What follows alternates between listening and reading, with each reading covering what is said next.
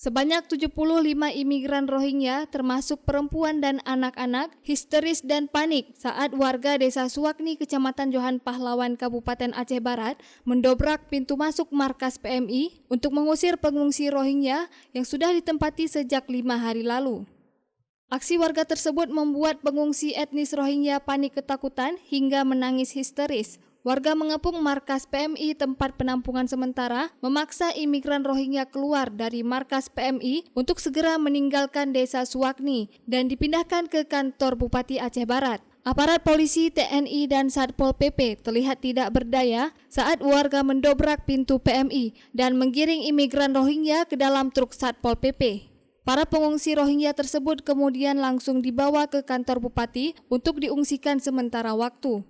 Dengan hadirnya imigran dari luar negara kita, ini akan membuat rusuh daerah kita. Habis itu juga melibatkan bertambah pekerjaan seperti babinsa, desa dan lain-lain. Dan ini selaku kita berdiri di sisi kemanusiaan karena orang tua juga musibah, maka kita beri waktu 5 hari sesuai yang sudah kita sepakati. Tapi kalau mengacu ke tempat lain memang diterima. Apa kurangnya yang lagi kami? Tapi tolong juga setelah disepakati dihargai kami, jangan diingkar lagi. Dan ini adalah hari yang terakhir. Jadi kita sama-sama ada pendidikan. Jadi tolonglah dijaga, saling menghargai. Dan hari ini hari terakhir yang kami minta. Setelah sampai sini apakah ada sambutan dari pemerintah seperti apa? Kalau sambutan dari pemerintah ada, cuma waktu hari pertama masyarakat tidak tahu. Tahu-tahu sudah. Bukan hari ini setelah datang sini bagaimana sikap pemerintah? Kalau hari ini pemerintah belum memberikan satu statement. Masalah itu ya pastinya kita nggak musir, tapi tolong pindah dari kampung kami. Apa nanti dibawa ke kantor bupati? Kalau diusir berarti kan nggak ada di Aceh Barat. Apakah nanti dikasih di Pendopo atau di mana lah? Yang penting dari Suwakni tidak ada lagi.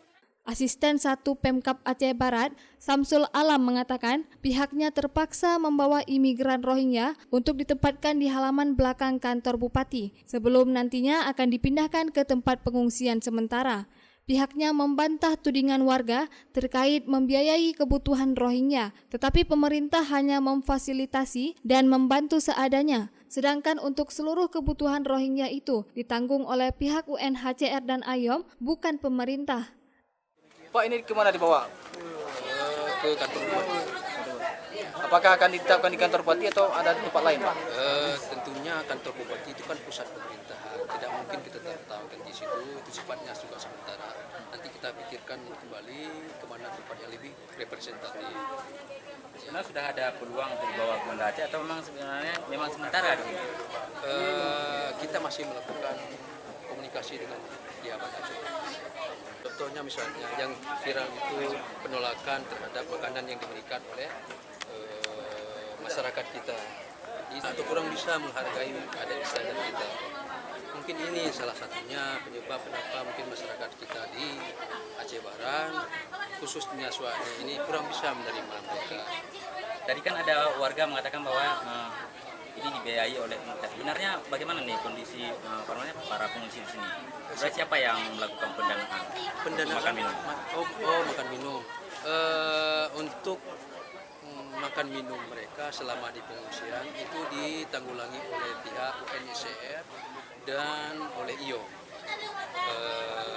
Untuk yang lain-lainnya Pemda mungkin ya sifatnya kemanusiaan, kita bantu semampunya.